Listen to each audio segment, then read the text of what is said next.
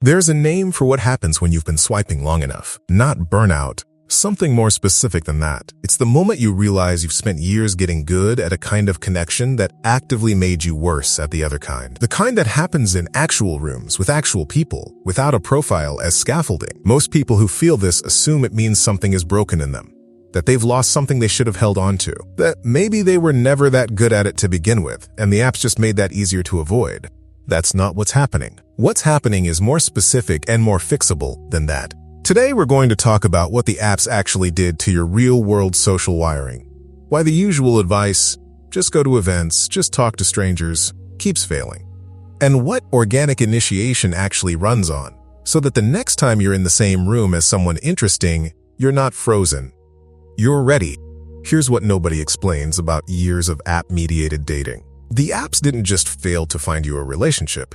They trained you, not badly, actually quite effectively, just for a completely different set of skills than the ones you need in a physical room. Think about what swiping actually teaches you to do. It teaches you to evaluate before engaging, to pre-select based on a curated image before a single word has been exchanged. It teaches you to initiate from behind a screen, with time to think, to edit, to delete the first draft, to craft something that sounds like you on a good day. It teaches you to build connection asynchronously. Message, wait, reply, wait. A rhythm that has nothing to do with the rhythm of a real conversation, which moves in real time and requires you to be present for the parts you can't predict. And here is where it gets interesting. None of that is wrong. Exactly. The apps made you better at something, just not at this. The research on this is pretty consistent. The more social interaction moves to mediated channels, screens, text, asynchronous formats, the more real-time, spontaneous, face-to-face initiation feels not just uncomfortable, but genuinely foreign, like trying to drive on the wrong side of the road. You know how to drive. That's not the issue. The issue is that everything about the environment is running in the opposite direction. The atrophy is real. It has a cause, and the cause is the tool, not you. That makes complete sense. Let's talk about why it matters. Anyone who's been there knows the feeling. You signed up for the thing. You showed up. You stood near the edge of the room with a drink, watched people talking in pairs and groups, and waited for something to happen that you couldn't quite figure out how to start. Maybe you had one brief exchange that didn't go anywhere. Maybe you left earlier than you planned and told yourself you just weren't feeling it that night. The problem wasn't the event. The problem was that just show up is not a method. It's the same gap as telling someone who hasn't run in 3 years to just go for a run. The willingness is there. What's missing is the specific understanding of how to get from standing still to moving and what the first few steps actually feel like. The standard advice, go to meetups, try a class, join a club, isn't wrong about the locations. It's wrong about what's hard. What's hard isn't finding rooms with people in them. What's hard is the specific moment of initiation inside a room where you haven't been pre-selected, where there's no profile, no match, no built-in reason for the other person to be talking to you. That's a very specific gap. And it's a gap the apps spent years widening because they gave you a system that removed the need to bridge it. So when people say they tried putting themselves out there and it didn't work, what they're usually describing is showing up without understanding the mechanism. And if you've been there, you already know. That specific kind of failure, the frozen moment, the past opportunity, doesn't make you want to try again. It makes you want to reopen the app. That pattern doesn't mean what you think it means. It doesn't mean real-world connection isn't for you. It means you were trying to do something without the thing that makes it workable. So let's talk about what that thing actually is. Here is the distinction that changes everything. App initiation is about presenting yourself. Organic initiation is about noticing something outside yourself. That's it. That's the whole difference. When you swipe and match and open with a message, the implicit logic is, here I am, here's my best angle, here's a line that sounds like someone worth talking to. The focus is inward, on the impression you're making, on whether the version of you that showed up is going to be enough. That inward focus, the constant self-monitoring, the internal threat assessment, the real-time performance evaluation is exactly what makes organic interaction feel so exhausting, because you're bringing app logic into a context where app logic doesn't work. Organic connection doesn't start with you presenting. It starts with you noticing, Something in the environment, something about what's happening right now in this specific place that only the two of you are positioned to observe. A line that's moving too slowly. Something unusual on the menu. A shared reaction to something that just happened in the room. Not a line, not a performance, not a crafted opener. An observation that's already true and that only works in this moment, in this context, with this specific person standing here. And here's the part that tends to land uncomfortably before it lands usefully. You're not bad at talking to people. You've been trying to talk to people the way you talk to a profile. And those are two completely different things. A profile exists to be evaluated. A person standing next to you in a real room is having an experience. A small, specific, present moment experience that you are both inside of simultaneously. That's the entry point, that shared present moment. Not your best angle, not a rehearsed line, just the thing that is actually happening, named out loud, with no agenda attached. The reason this feels harder than it should is not because you lack charm or confidence or the right words.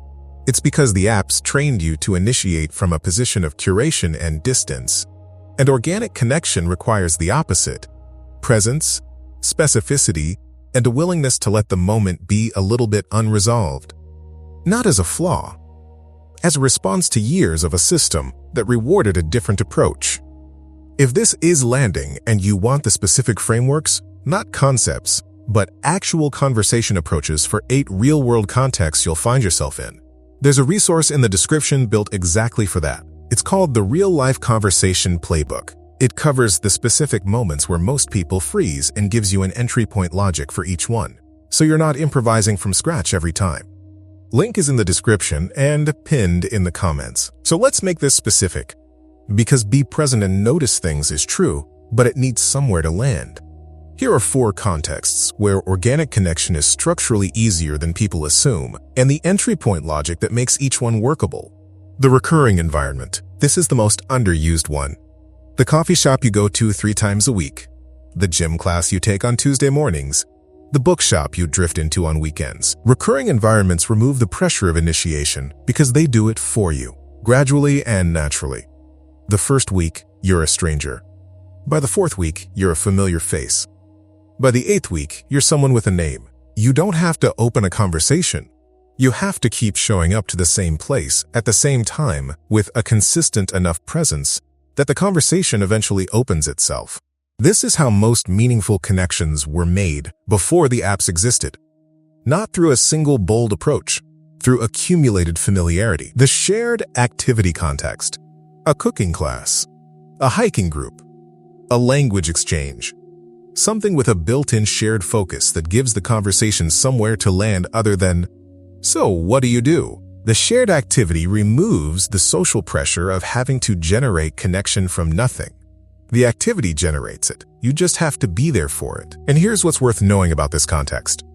The people who show up to activity-based social events are overwhelmingly there for the same reason you are. Not just the activity, the human contact the activity makes possible. The extended social circle. This one is undervalued because it feels unglamorous, but research on how couples actually meet consistently shows that friend of a friend is one of the most durable pathways to lasting connection. Not a setup, not a formal introduction, just a natural proximity that comes from showing up to the things your existing social network does. Birthday dinners, casual gatherings, recurring events, with enough consistency that the outer edges of that circle become familiar. The entry point here isn't meet new people. It's show up more often for the people you already know. The new people are already in that circle. You just haven't been in the same room yet. The 3rd place, the library. The independent bookshop, the neighborhood bar. A place that is neither work nor home and that you return to because it has a quality you like. 3rd places are structurally designed for low-stakes human contact. They're full of people who are also, to some degree, choosing to be in a shared space rather than alone. The entry point in a 3rd place is always observation. Something about where you are right now in this room.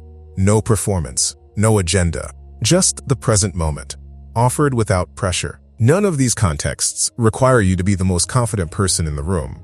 They require you to be the most present. And presence is something you can choose. Right now, tonight, next Tuesday morning.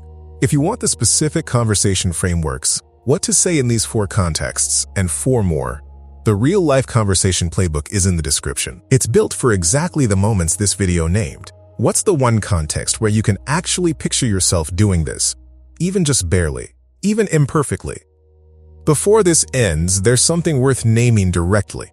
A lot of people who find themselves here, at the point of genuinely trying to figure out how to meet people again, carry a private version of the same story. It goes something like, "This used to be easier," or "Other people seem to know how to do this naturally," or the most painful version, "Maybe I was always this awkward, and the apps just let me hide it for a while." Here's what's actually true. The version of you who can do this is not a different, more socially gifted person.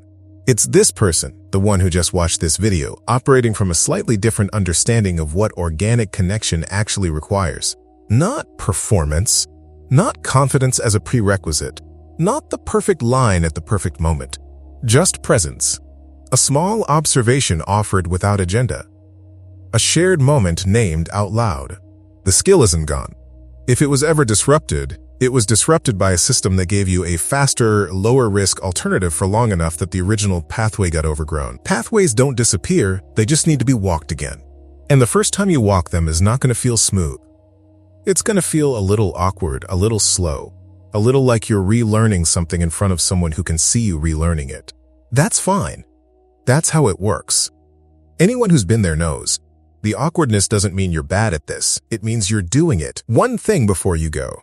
Not a transformation. Not a system. One thing. The next time you're somewhere, a coffee shop, a class, anywhere with other people in it, notice one thing that is actually happening in the room right now, not something about yourself, something outside yourself, something true and specific and present. You don't have to say it to anyone, just notice it. That noticing, that shift from inward to outward is the beginning of the whole thing.